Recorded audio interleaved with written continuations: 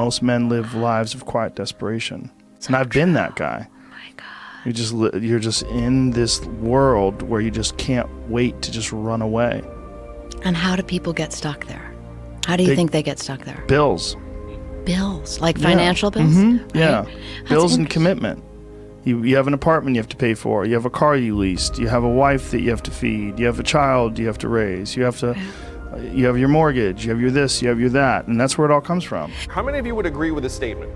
Americans have gotten less reasonable, less rational, less optimistic, and more subject to bad ideas in the last 20 years.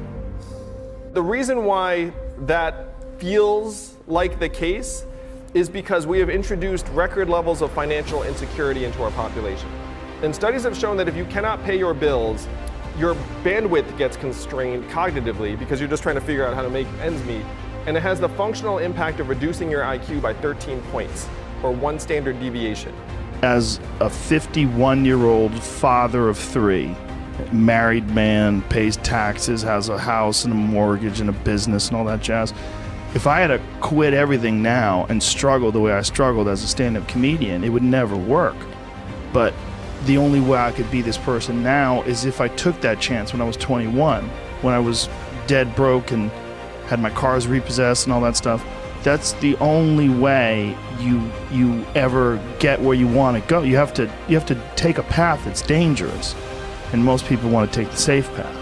And the safe path leaves you stuck in quiet desperation. So if you have the feeling that our fellow citizens are getting less reasonable, less rational, less optimistic, and more subject to bad ideas, they are.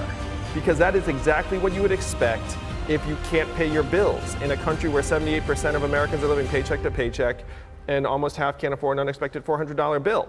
So what we do is we get the boot off their throat economically. We say, look, you're the citizen of the richest, most advanced economy in the history of the world. Here's a $1,000 dividend for you